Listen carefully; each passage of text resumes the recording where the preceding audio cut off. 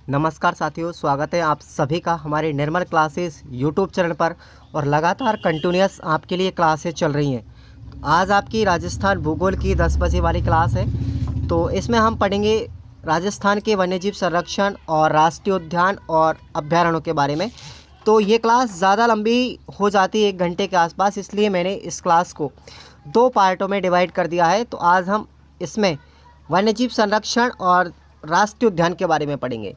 और जो हमारी 12वीं नंबर की क्लास आएगी, सेकंड पार्ट में हम पढ़ेंगे राजस्थान के प्रमुख अभ्यारण्य, जैविक उद्यान और भी कुछ अन्य के बारे में।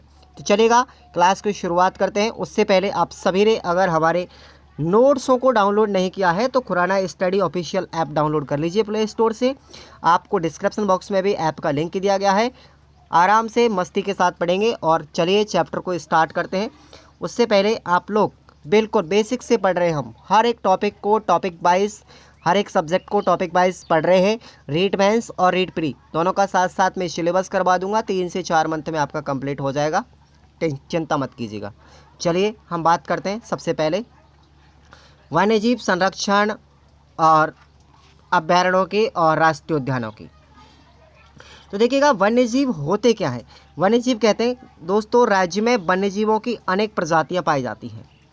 लगभग स्तनधारियों की राजस्थान में 87 प्रजाति और मछलियों की 114 प्रजातियां, पक्षियों की 500 से अधिक प्रजातियां और सरीसृपों की लगभग 81 प्रजातियां पाई जाती हैं हमारे राजस्थान में।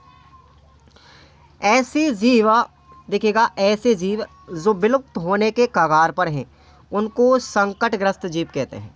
और इन संकटग्रस्त जीवों का उल्लेख या वनस्पति की प्रजातियों का उल्लेख एक पुस्तक आती है जिसका नाम है रेड डाटा बुक। ठीक है, इनका उल्लेख किसमें मिलता है? रेड डाटा बुक में मिलता है।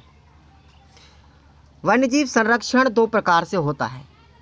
हम स्वयं स्थानीय संरक्षण कर सकते हैं, यानी इन सीटू कंजर्वेशन। दूसरा हम कर सकते हैं बाह्य स्थानीय संरक्षण के माध्यम से एक्स सीटू कंजर्वेशन। तो 2 तरीके से हम कर सकते हैं। वन्य जीवों के संरक्षण हेतु राज्य में वन विभाग ने राष्ट्रीय उद्यान और अभ्यारण्य बनाए हैं और उनको घोषित भी किया है उन क्षेत्रों को।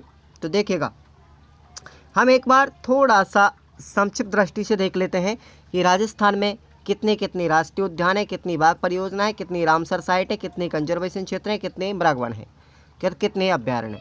तो सुनिएगा, सबसे पहले आपको मैं बता दूं, अगर राष्ट्रीय उद्यानों की संख्या पूछे तो कितनी है? 4 है। कितनी है? 4।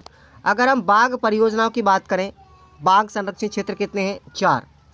रामसर स्थल की बात करें तो कितने हैं? 2। वन्यजीव अभ्यारण्य पूछे तो कितने हैं? 27 हैं। 27 वर्तमान में। कंजर्वेशन क्षेत्र पूछे तो 14 हैं। आखेट निषेध क्षेत्र पूछे जाएँ तो 33 हैं। मृग वनों की संख्या कितनी है? 7 हैं। प्रादेशिक मंडल कितने हैं? 38 हैं। और जंतु वाले कितने हैं? 5 हैं। तो ये वर्तमान का डाटा है आपका। अब पढ़ते हैं हम राजस्थान के राष्ट्रीय उद्यान। क्या है? राजस्थान के राष्ट्रीय उद्यान, और उनमें सबसे पहला आता हमारा रणथंभौर का राष्ट्रीय उद्यान। रणथंभौर राष्ट्रीय उद्यान किस जिले में है? सवाई माधोपुर में। अब आपको एक एक लाइन को बड़ी डीपली तरीके से पढ़ना है, अच्छे से। राजस्थान सरकार के द्वारा रणथंभौर को वर्ष 1955 में अभ्यारण्य बनाया गया था। कब बनाया गया था? 1955 में रणथंभौर को अभ्यारण्य बनाया गया था।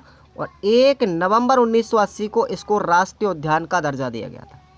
राष्ट्रीय उद्यान कब घोषित किया गया था? 1 नवंबर 1980 को। और यह राज्य की पहली टाइगर प्रोजेक्ट योजना थी। राज्य की पहली टाइगर प्रोजेक्ट योजना कौन सी थी? रणथंभौर राष्ट्रीय उद्यान वाली। और यह राजस्थान का प्रथम राष्ट्रीय उद्यान भी है। सबसे पहला राष्ट्रीय उद्यान कौन सा है? रणथंभौर। यह राज्य का सबसे बड़ा और देश का सबसे छोटा राष्ट्रीय उद्यान है। अगर राजस्थान की बात करें तो सबसे बड़ा राष्ट्रीय उद्यान कौन सा है? आपको याद रखना है, रणथंभौर है। अगर देश का पूछा जाए तो यह देश का तो सबसे छोटा है। इसके अन्य नाम देखो, इस रणथंभौर राष्ट्रीय उद्यान को भारतीय बाघों का घर भी कहते हैं। भारतीय बाघों का घर रणथंभौर राष्ट्रीय उद्यान को कहते हैं। और इसका कुल क्षेत्रफल पूछा जाए तो 392 वर्ग किलोमीटर है। राजस्थान में सबसे पहले बाघ बचाओ परियोजना भी किससे चलाई गई थी? इस राष्ट्रीय उद्यान से ही चलाई गई थी। इस रणथंभौर राष्ट्रीय उद्यान में मीठे पानी की झील हैं, जिनमें एक तो है पदम तालाब, दूसरा है मलिक तालाब और तीसरा है राजबाग झील। तो ये तीनों आपको याद रखने हैं।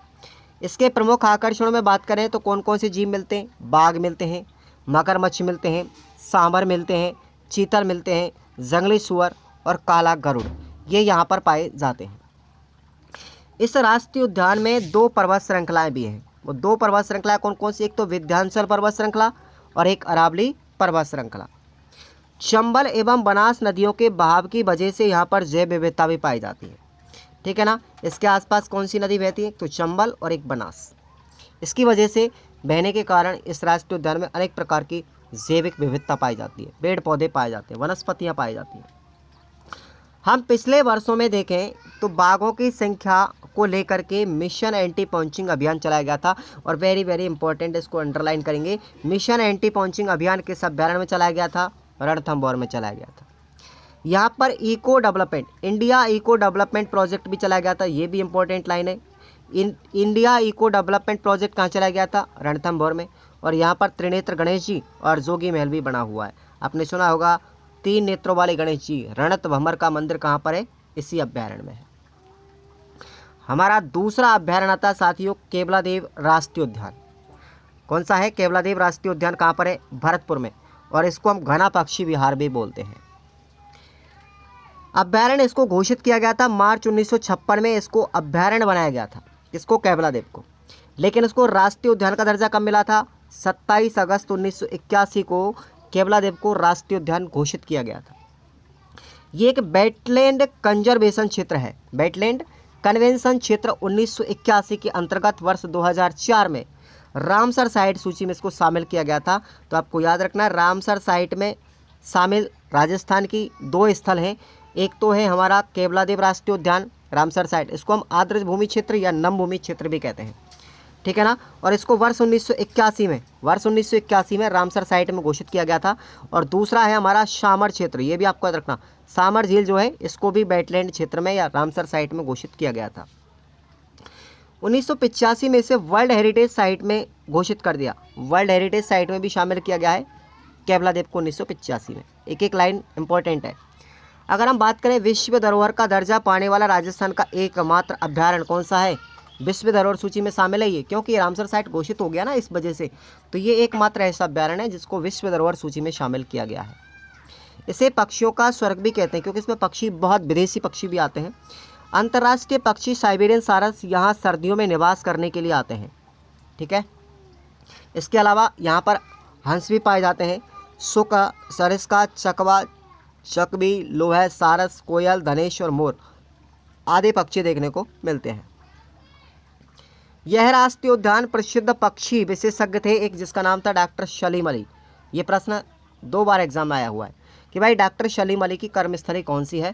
तो ये आपको याद रखना है, वो है हमारा केवलादेव राष्ट्रीय उद्यान। केवलादेव राष्ट्रीय उद्यान डॉक्टर सलीम अली की कर्मस्थली माना जाता है। और इस डॉक्टर सलीम अली का को हम क्या कहते हैं? वर्ल्ड मैन ऑफ इंडिया भी कहते हैं, वर्ल्ड मैन ऑफ इंडिया, ठीक है, भारत के पक्षी मैन। ओके, ये आपको याद रखना। इस राष्ट्रीय उद्यान को यमुना जल बंटवारे यानी 1994 में किया गया था। तो यमुना जल बंटवारे के तहत में इसको पानी उपलब्ध कराया जा रहा है। यमुना का जब जल का बंटवारा हुआ था यूपी और राजस्थान के मध्य में, तो यमुना से इसको पानी उपलब्ध करवाया जा रहा है 1994 के से लगातार। इसमें चिकसाना नहर से पक्षियों की ब्रीडिंग कॉलोनी की व्यवस्था की गई है। कौन सी नहर बहती है? और चिकसाना नहर भी बहती है, जिसमें पक्षियों के लिए ब्रीडिंग कॉलोनी बना करके पानी की व्यवस्था की गई है। यहाँ पर एक गोवर्धन ड्रोन प्रोजेक्ट योजना भी बनाई गई थी, जिसमें बाढ़ के पानी के जल संकट के उपयोग के लिए समाधान किया गया था। गोवर्धन ड्रोन प्रोजेक्ट योजना किस में चलाई गई थी? केवलादेव में। केवलादेव में पाई जाने वाली एक घास है जिसको बोलते हैं कुट्टू की घास। क्या बोलते हैं? कुट्टू की घास। और कुट्टू की जो घास है, ये सबसे प्रसिद्ध भोजन किसका है? साइबेरियन सारक का प्रमुख भोजन भी है। इस उद्यान में लाल गर्दन के तोते मिलते हैं। इंपॉर्टेंट लाइन है, याद करना, लाल गर्दन के तोते कहाँ पर मिलते हैं? हमारे केवलादेव अभ्यारण्य में मिलते हैं। और ये प्रश्न 2-3 बार एग्जाम में पूछा गया है। ये एशिया की सबसे बड़ी प्रजनन स्थली है। कौन सी? केवलादेव उद्यान। और नंबर तीसरा है हमारा राष्ट्रीय उद्यान, 3 है राजस्थान में, तो तीसरा है हमारा मुकुंदरा हिल्स राष्ट्रीय उद्यान, और ये कोटा जिले में है मुख्य रूप से। ये कोटा से लगभग 50 किलोमीटर दूर कोटा झालावाड़ मार्ग पर स्थित है। क्लियर? और बात करें आगे, इसका क्षेत्रफल याद रखना कितना है, लगभग 200 वर्ग किलोमीटर है। राजस्थान सरकार ने इसको वर्ष 2004 में दर्रा एवं चंबल घड़ियाल, जिसको हम जवाहर सागर अभ्यारण्य कहते हैं ना, तो वो चंबल घड़ियाल अभ्यारण्य को मिला करके इसको राजीव गांधी नेशनल पार्क के बनाने की घोषणा की थी। ये 2004 की बात है। राजस्थान सरकार ने एक तो दर्रा अभ्यारण्य और एक चंबल घड़ियाल अभ्यारण्य, इन दोनों को मिला करके क्या नाम दिया, राजीव गांधी नेशनल पार्क बनाया था।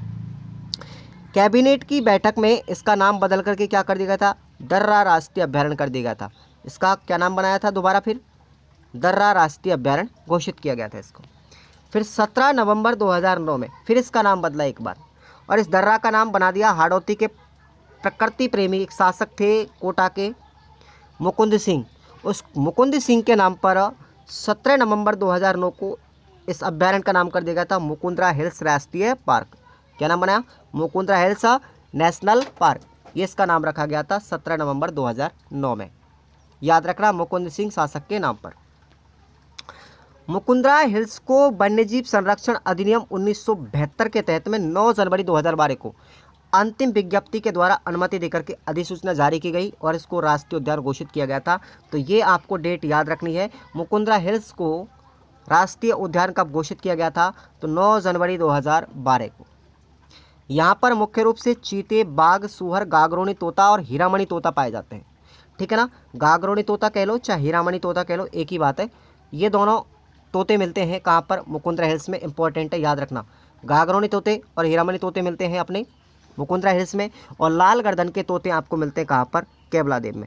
लाल गर्दन के तोते कहाँ पर मिलते हैं, केवलादेव में। तो दोनों ही लाइन इंपॉर्टेंट है। और अगर आपसे मोर पूछा जाए तो मोर आपको बताएंगे कहाँ मिलते हैं, सरिस्का अलवर में। अब यहाँ पर बात करें तो ओदिया भी बने होते हैं, मैंने आपको ओदिया भी बताया था पहले। तो ओदिया किसको कहते हैं, ये ओदिया साथियों कुछ गुंबद होते थे, और इनसे वन्य जीवों को पास देखने के लिए यहाँ पर रियासतकालीन अवलोकन स्तंभ बने होते, जिनको हम ओदिया कहते थे। ये ओदिया, ये कुछ ऐसे पिलर होते थे, स्तंभ होते थे।